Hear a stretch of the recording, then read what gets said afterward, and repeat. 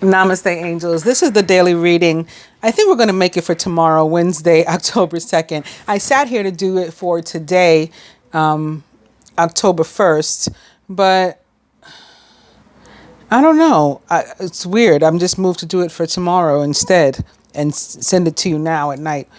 And maybe I'll continue to do the ones for the rest of the week as well. I did not do one yesterday. I planned to, and then when the day got away from me, I said, well, I do have that thing where, the viewers already know that it's possible I may not do one on a Monday, although I typically do. But, I'll just take the day off. And then, today I plan to, and it just sort of got away. Some Rosh Hashanah stuff going on in my complex, and Elijah didn't have school. AJ, she didn't have school. Anyway, so yeah, I got into stuff, and now I'm prepared. Something weird is going on anyway. It's exactly 7:34, and literally as I hit start, an email came across my screen also from somebody that I play Words with Friends with, RadGirl77. So of course 734 is also 77. And then I'm feeling weird. So I can't really explain what the weird feeling is about, like why I've been moved now to just go on and do the October 2nd reading rather than October 1st, but that's what I'm going to do. I will mention a couple of the things from October 1st. Why don't I do that? Not going into detail, but just couple things about the first, because I know Bonnie Parker, her birthday's on the 1st, October 1st. Some people may be interested in that. Bonnie Parker of Bonnie and Clyde. Also, today is Jimmy Carter's birthday, former President Jimmy Carter. He's turned 94 years old. Also, actor Richard Harris, Julie Andrews. Richard Harris is deceased. Julie Andrews turned 84. Theresa May, she's like the Prime Minister of Germany, right? She's 62. And Mark McGwire, the famous baseball player. What else went on today? Famous deaths. Louis Leakey, not sure who he is, although the name is very familiar. I'm not in the mood to click on it and find out who he is. And E.B. White, who of course is an author. Charlotte's Web, right? Yeah, pretty sure. In history, the first, the year 331, which also equals 7. So maybe that's something. Maybe it has something to do with the sevens. 7:34 I started. The girl with an email address, 77. Hit me up exactly that moment. The first item is 7. I don't know. Maybe we'll figure it out as we go along. But yeah, the year 331 BC, Alexander the Great defeats Darius III of Persia in the Battle of Gaugamela. 1688, Prince Willem III of Orange accepts an invitation to take up the British crown. 1814, the opening of the Congress of Vienna, which redrew Europe's political map after the defeat of Napoleon Bonaparte. 1867, 1304, 1111, Karl Marx, Das Kapital is published. 1908 or 99, Henry Ford introduces the Model T car. It costs $825. And 1988, Mikhail Gorbachev becomes chairman of the Presidium of the Supreme Soviet, effectively head of state of the Soviet Union. And that's really it. There's a couple of weddings. 1791, Prince Willem Frederick, later King of Netherlands, marries his cousin, Princess Frederica of Prussia. 1884, politician William Jennings Bryan, 24, weds Mary sweetheart Elizabeth Baird.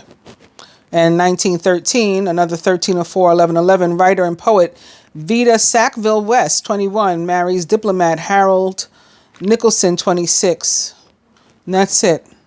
So I don't know what, if anything, we needed to know from that day, like why I was made to mention that. But maybe there's something, that maybe it'll trigger something with one of you. So it's done. We said it.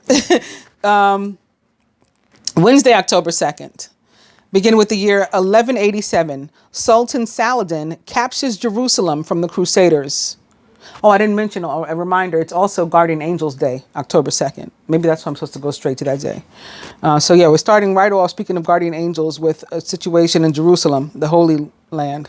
1492, King Henry VII, it goes another 7, of England invades France. 1789, George Washington transmits the proposed constitutional amendments, the United States Bill of Rights, to the states for ratification.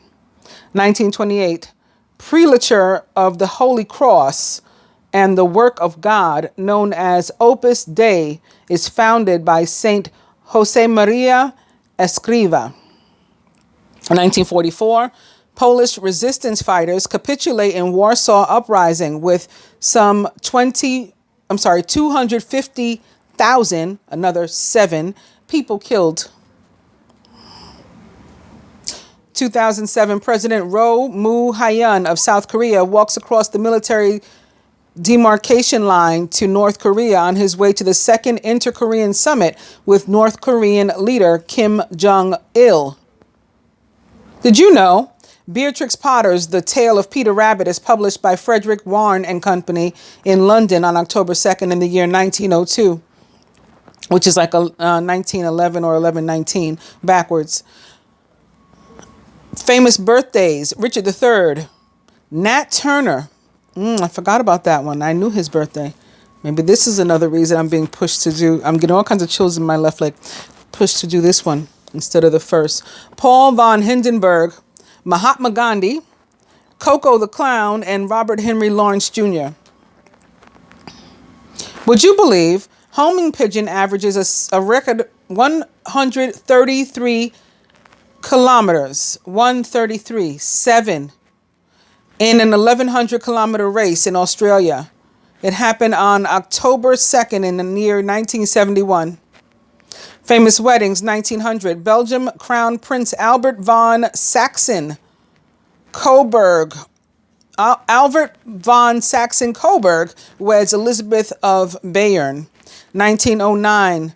American playwright Eugene O'Neill, 20, marries his first wife, Kathleen Jenkins. In 1955, actress Joyce Randolph marries publisher Richard Charles. Famous divorces, 1942. Jazz musician Louis Armstrong, 41, divorces Alpha Smith after 4 years of marriage. I was thinking for a second that the year might be a 7. I mean, the day, rather, might be a 7, but it's a 6. I don't know why all the 7s. Anyway, famous deaths: Samuel Adams, Marcel Duchamp, Paavo Nurmi, and Jamal Khashoggi. Jamal Khashoggi was a dissident author and columnist. He was Saudi. He was a prominent journalist, columnist for the Washington Post, and a critic of the Saudi royal family, particularly of the country's de facto ruler, Mohammed bin Salman. On October 2nd in 2018, he entered the Saudi consulate in Istanbul, Turkey, to get documents related to his upcoming marriage. He did not exit the building. After several cover-ups and denials, Saudi Arabia admitted that the journalist had been murdered by what they called rogue agents, but which is widely believed to have been a deliberate murder ordered by the Saudi Crown Prince, Mohammed bin Salman. The assassination was widely condemned and resulted in Saudi Arabia facing numerous threats of sanction and canceled weapons deals from allies. Khashoggi himself was named as Person of the Year by Time magazine's Guardian of the Truth segment. He was born on October 13th, which is the last of the 6 feast days per year of Our Lady of Fatima. Again, with the first, of course, being May 13th, then the largest being June 13th, and then they continue every 13th of the month through October. That's the last one. Born October 13th, 1958, in Medina, Saudi Arabia, and was a dog on the Chinese zodiac and a Libra. He died on October 2nd in 2018 at the age of 59. He was assassinated in the Saudi Arabian consulate in Istanbul, reportedly on the orders of Saudi Crown Prince Mohammed bin Salman. Paavo Nurmi, was a runner nicknamed the Flying Finn. He was Finnish. He dominated distance running in the early 20th century. He set 22 official world records, master number 22, 13 of 4, 11, 11. He won a total of 9 gold and 3 silver medals in his 12 events in the Olympic Games. He was born on June 13th, so the other feast day, another feast day of Our Lady of Fatima. Speaking of sixes, Mary all up and through the numbers and stuff. He was born in the year 1897 in Turku, Finland, was a Gemini, of course. He died on October 2nd in 1973 at the age of 76, which is also 1304 or 1111. Marcel Duchamp was a painter and sculptor. He was French, known for his paintings such as Nude Descending a Staircase, number 2. Fountain and the Bride Striped Bare by her bachelors. He was born on July 28th in 1887 in Blainville, Crevin, France, and was a Leo. He died on October 2nd in 1968 at the age of 81. And lastly, Samuel Adams was a U.S. revolutionary. He was American, one of the founding fathers of the United States, who helped Congress toward issuing the Declaration of Independence in 1776. A draft of the Articles of Confederation and the Massachusetts Constitution. He was born on September 27th, 99, in the year 1722 in Boston, Massachusetts, USA, and was a Libra. He died on October 2nd in 1803 at the age of 81. He was the last of the deaths, going back up to the birthdays. Again, there's quite a few here. Robert Henry Lawrence Jr. was an astronaut, American, an Air Force officer, and the first African-American astronaut. He was born on October 2nd in 1935 in Chicago, Illinois, USA, and was a pig on the Chinese zodiac and a Libra. He died on December 8th in 1967 at the age of 32. He was killed during training in a plane crash of an F-104 starfighter. So not even in space. That's sad. Coco the Clown was fully named Nikolai Polakov, and he was a famous clown, Russian. He was the most famous clown in the UK during the middle decades of the 20th century. Technically, he was not a clown, but an Auguste, the foolish character who was always on the receiving end of buckets of water and custard pies. The Auguste often works with the clever, or the cleverer, I think they mean more clever, I'm not sure if cleverer is even a word, white-faced clown who always gets the better of him. He was born on October 2nd in the year 1900, which is another 1119, because October is a 1. Never mind. Not October. The 2nd is the 11 and 19. Never mind. He was born in Dvinsk, Russian Empire, and was a Libra. He died on September 25th in 1974 at the age of 73. And I think we just talked about him recently. Well, I guess so, because he died on September 25th. That must be when I read it the first time. He looks familiar. Gandhi, Mahatma Gandhi, was fully named Mohandas Karmachand Gandhi, and he was a pacifist and a spiritual leader, Indian. The leader of the non-violent civil disobedience campaign against British rule in India, he initially began fighting for the rights of Indians in South Africa. He had a really heavy prejudice against black people, Africans, black people, whatever. So that might be part of it from where that comes, fighting for rights of Indians in Africa, which he returned to doing in 1915. In 1921, he assumed the role of Indian National Congress and began leading nationwide resistance movements. He led the Dandi Salt March in 1930 and later led the Quit India movement, in 1942. He undertook numerous fasts in support of his political causes and for self-purification. Gandhi's vision of India called for a state based on religious pluralism. This, however, was strongly challenged by a rapidly growing Muslim nationalist independent movement, which demanded a state for itself. This led to the partition of India in 1947 into India and Pakistan. Gandhi visited the affected areas and undertook several fasts in an attempt to stop the religious violence. Some Hindus believe Gandhi was too accommodating. Among them was Nathuram Godse, who assassinated Gandhi on the 30th of January in 1948. He was born October 2nd in 1869 in Porbandar, Kathiawar Agency, India, and was a Libra. He died on January 30th in 1948 at the age of 78 of assassination. Paul von Hindenburg was fully named Paul Ludwig Hans Anton von Beckendorf und von Hindenburg, and he was a German president and World War I general. He came to national attention in August of 1914 at the age of 66 by defeating the Russians in the decisive Battle of Tannenberg. As Germany's chief of the general staff from August of 1916, Hindenburg's reputation rose greatly in German public esteem. He and his deputy, Erich Ludendorff, led many in Germany in a de facto military dictatorship through the remainder of the war, marginalizing both German Emperor William II as the German Reichstag, or parliament. A believer in Lebensraum ideology, Hindenburg advocated annexing territory in Poland, Ukraine, and Russia for German resettlement. He retired again in 1919, but returned to public life in 1925 to be elected the second president of Germany. In 1932, although 84 years old and in poor health, he was persuaded to run for re-election as German president, as he was considered the only candidate who could defeat Adolf Hitler, which he did in a runoff. He was opposed to Hitler and was a major player in the increasing political instability in the Weimar Republic that ended with Hitler's rise to power. He dissolved the Reichstag twice in 1932 and finally, under pressure, agreed to appoint Hitler Chancellor of Germany in January of 1933. In February, he signed off on the Reichstag fire decree, which suspended various civil liberties, and in March he signed an Enabling Act of 1933, which gave Hitler's regime arbitrary powers.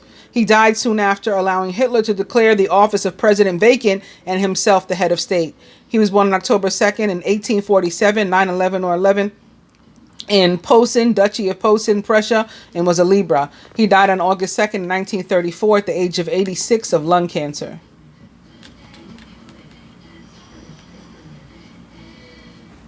Nat Turner was a rebel slave American. He led a slave rebellion in Virginia in 1831 that resulted in 55 white deaths. Whites responded with at least 200 black deaths, and Turner was caught and executed. His actions caused state legislators in Virginia and other southern states to pass new laws prohibiting education of slaves and free blacks, among other restrictions of civil rights. He was born on October 2nd in 1800 in Southampton County, Virginia, USA, and was a Libra. He died on November 11th, 11/11, in the year 1831, which is also 1304, 11/11, at the age of 31, which is also 1304, 11/11. And the cause was execution by hanging. It wasn't only hanging. He was like skinned and all kinds of crazy stuff. I mean, if you really want to look into it.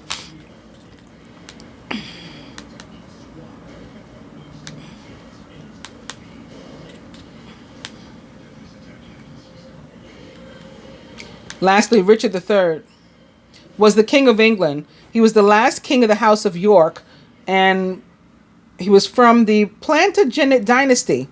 He was defeated in the War of the Roses and is perhaps best known as the protagonist of William Shakespeare's play Richard III, in which he is portrayed as a dark and twisted monarch.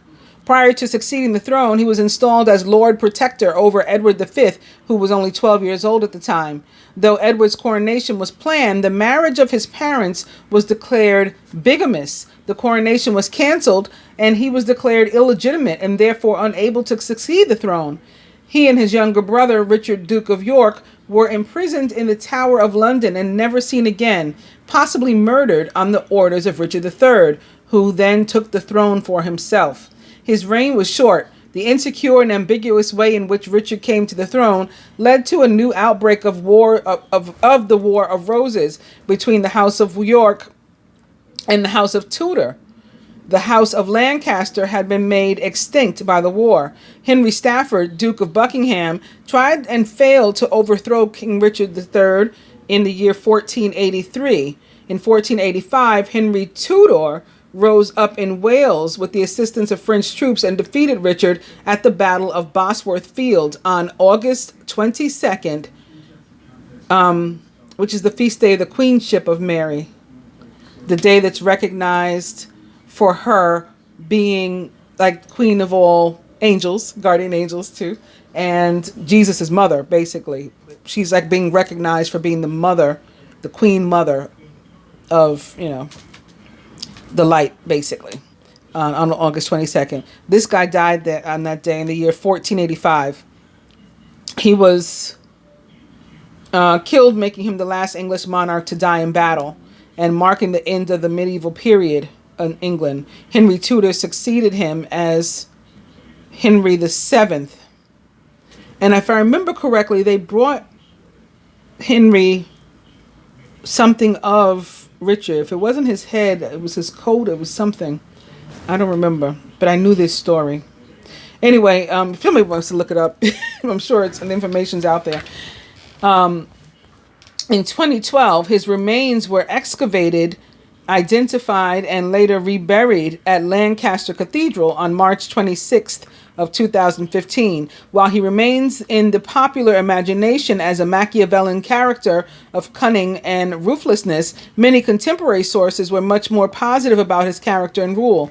He was born on October 2nd in 1452 in Fotheringay Castle, Northamptonshire, England, was a Libra. He died on August 22nd in 1485 at the age of 32. He was killed in battle at the Battle of Bosworth Field by the troops of Henry Tudor.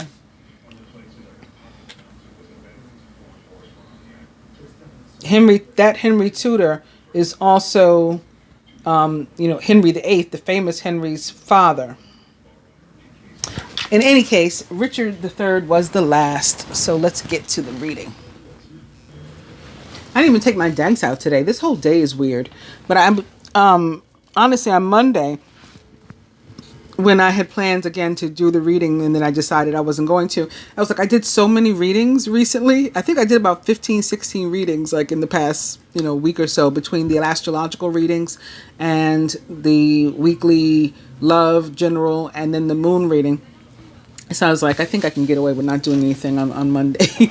So I hope you guys have been getting the answers that you need. Anyway, we're beginning with the Dreamer, Major Arcana card 0, the Fool. You are starting a new adventure. Run free and take a leap of faith. And opening to the 4 of Spring, it's time to kick back, to relax, and to celebrate all that you have.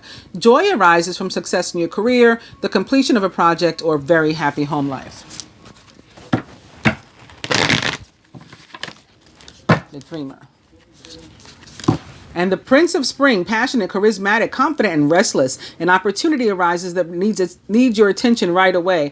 Moving quickly is important, yet there's nothing that you can't handle if you follow your own inner guidance. Did I mention that on this day there is a Sagittarius moon? So that's probably why the Prince of Spring is showing up. Sagittarius, Leo, Aries energy represented by this card, or someone likened to those traits or attributes, of course.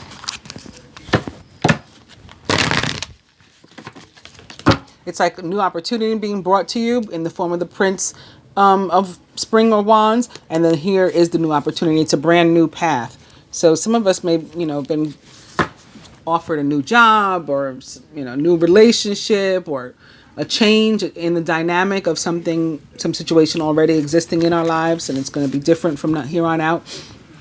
And maybe we should look at it different too. And look at things in general differently in order to decide what it is we want. If we want to take this new path, or if we want to, buck it and resist with our free will, whatever. Look at things in a different way and all will make sense. Don't worry if your progress is halted temporarily. Things will soon start moving again.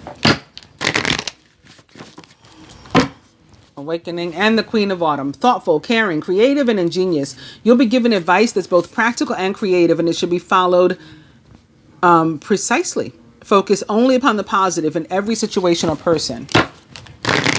The Queen of Earth is a Virgo, Taurus, or Capricorn, or someone likened to those traits or attributes. The Hangman that was opposite her is a Pisces. or representative of the planet Neptune, Pisces ruler. Speaking of having to make a decision, maybe we should look at things in a different way. It's the Two of Winter. Procrastination and worrying about what others will think is blocking you from making a decision. If you're torn between your own desires and someone else's, follow your inner guidance. Overall energy is the Ace of Winter. Implementation of your brilliant new idea may get off to a rocky start, but keep going. The challenges will help you to refine your plan and to reshape your goals into something even better. So, again, a brand new start, and it may be, after some difficulty or on the heels of some difficulty, but brand new start nonetheless. This, I often mention that we may encounter a couple more bumps along the way. This may be among them. The Seven of Winter crowns the masculine today. Caution will help you to avoid the loss of valuables, including non-material resources such as time or peace of mind. Be aware of the results of your actions as well as what others might be doing behind your back. Of course, the Seven of Winter is about theft, distrust, lack of confidence. It can be literally about stealing. It represents an energy of joy, stealing for me. But the masculine is surrounded by the Six of Winter.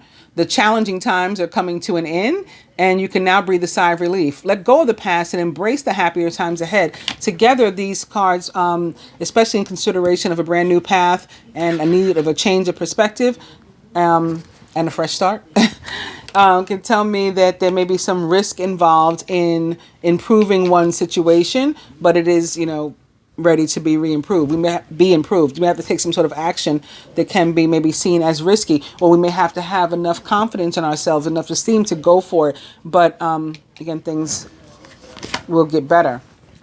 And here is more evidence of the need to make a decision, and more evidence of the planet Neptune in the sign of Pisces. Maybe our head being in the clouds, maybe having a lot of options, a lot of different choices, and that's why we're unable to narrow it down.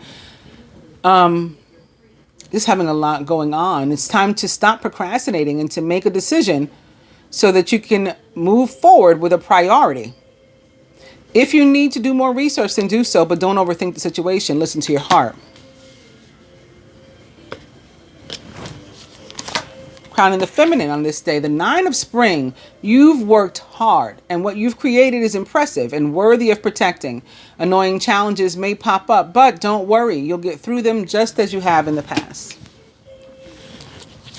Feminine surrounded by the Major Arcana card 4, the Emperor. Structure and organization are important right now. Don't be afraid to take on a leadership role, as you have much wisdom to offer. Major Arcana card 4, the Emperor, represents the planet Mars in the signs of Aries and Scorpio that it rules. And at the root, the 10 of Spring. You're working far too hard, and the stress will soon become too much.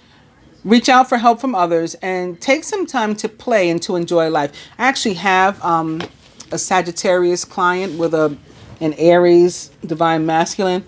It may be time for them to have some fun too, according to this. Crowning. Major Arcana card 18, the Moon. It's important to trust your intuition, even if you're unsure of what's happening. All will be revealed soon, so worry is unnecessary. Major Arcana card, the Moon, represents more Neptune and Pisces. The same thing happened to me during one of the readings I did this weekend. Was the love reading? I'm like, I feel Neptune.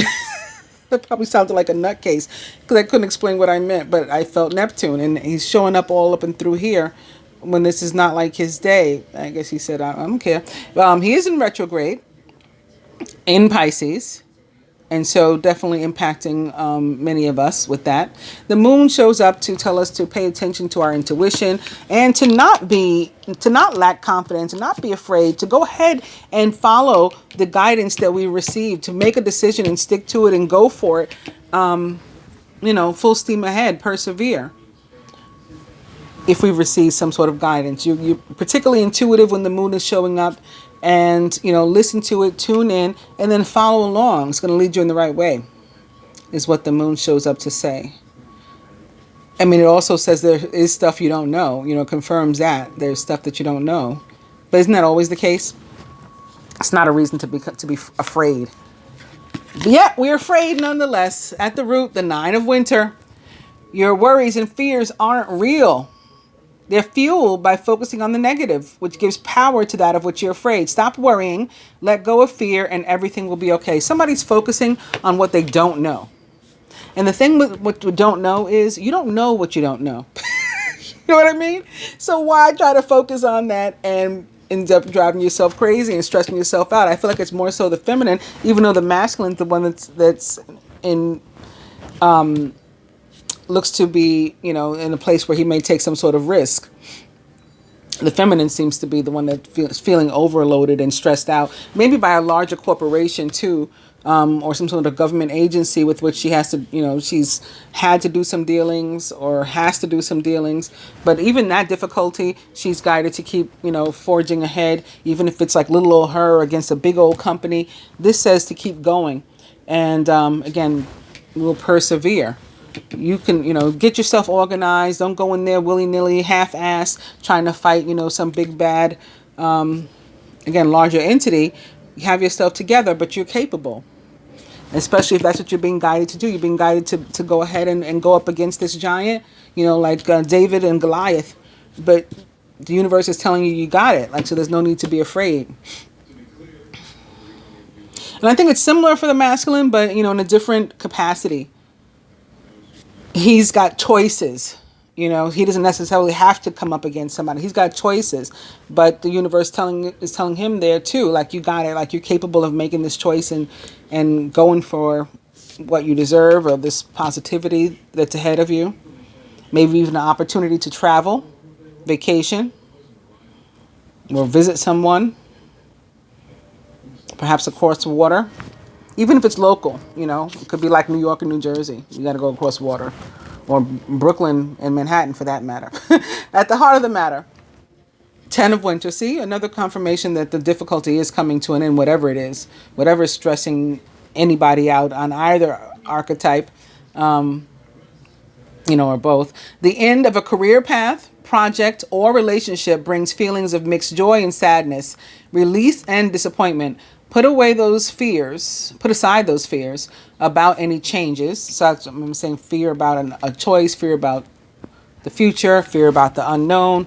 Put it all aside and trust that a brighter future awaits. Further advice to the masculine. Something is on the horizon. You can afford to make long-term plans based on that. Stop to take time to review and to make long-term plans, capitalizing upon your past success. It's appropriate to pat yourself on the back for all of your accomplishments, but you may also need some patience for the next phase to play out. Yeah, so don't get ahead of yourself either, this 7 of Winter says. And for the feminine, the 7 of Spring. Didn't I say make a decision and stick to it? This is confirming that for me. Be assertive, believe in yourself, and don't let anyone take away your personal power. Trust that your inner guidance is true and follow it completely.